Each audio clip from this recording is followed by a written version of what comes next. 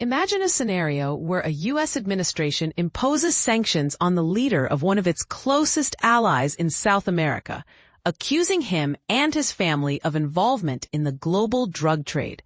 Sounds like a plot twist from a political thriller, right?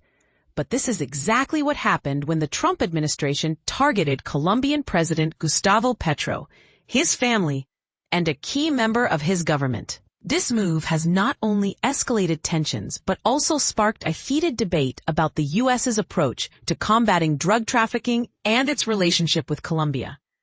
In a bold and controversial decision, the U.S. Treasury Department announced sanctions against President Petro, his wife Veronica del Socorro Alcocer Garcia, his son Nicolas Fernando Petro Burgos, and Colombian Interior Minister Armando Alberto Benedetti. The allegations? That Petro has allowed drug cartels to thrive and failed to curb their activities.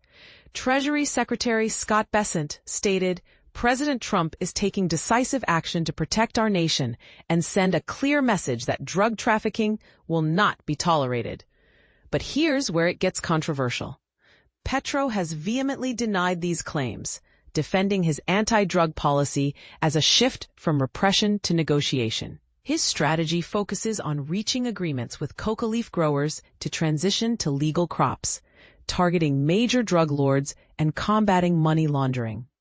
Petro has even highlighted record cocaine seizures under his administration, while questioning UN data that shows a surge in coca leaf cultivation and cocaine production. According to the UN Office on Drugs and Crime, the land dedicated to coca cultivation has nearly tripled in the past decade, reaching a staggering 253,000 hectares, 625,000 acres in 2023, an area roughly 3 times the size of New York City. The sanctions come amid a broader U.S. crackdown on drug trafficking in the eastern Pacific Ocean, a key smuggling route for cocaine from Colombia and other major producers. The U.S. military has even deployed an aircraft carrier to the region, signaling a significant escalation in firepower. Earlier, the U.S. added Colombia, the largest recipient of American aid in the region, to a list of countries failing to cooperate in the drug war, a move not seen in nearly 30 years. And this is the part most people miss. The tensions between Trump and Petro have been brewing for months. Trump had previously threatened to cut aid to Colombia and impose tariffs on its exports, labeling Petro on social media as an illegal drug leader. In a recent Oval Office address, Trump warned, "He's a guy that is making a lot of drugs. He better watch it, or we'll take very serious action against him and his country." Petro responded by announcing he would seek legal defense in U.S. courts, stating, "Against the calumnies hurled at me on U.S. soil, I will defend myself judicially with American lawyers." The clash has also spilled over into military actions, with the U.S. conducting strikes on alleged drug-carrying vessels off South America's coast. These strikes, which have killed at least 37 people since last month, have been met with fierce opposition from Petro, who argues they violate Colombia's sovereignty. The latest strikes targeted vessels in the eastern Pacific, where Colombia has a coastline.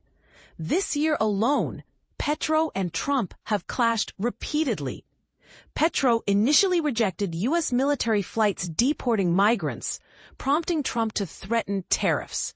The State Department even threatened to revoke Petro's visa when he attended the UN General Assembly in New York, after he urged American soldiers to disobey Trump's orders. Here's the burning question. Is the U.S.'s approach to combating drug trafficking effective, or does it risk alienating key allies like Colombia? And is Petro's alternative strategy, prioritizing negotiation over repression, a viable solution, or does it inadvertently enable drug cartels? Let us know your thoughts in the comments below. This debate is far from over, and your perspective could shed new light on this complex issue.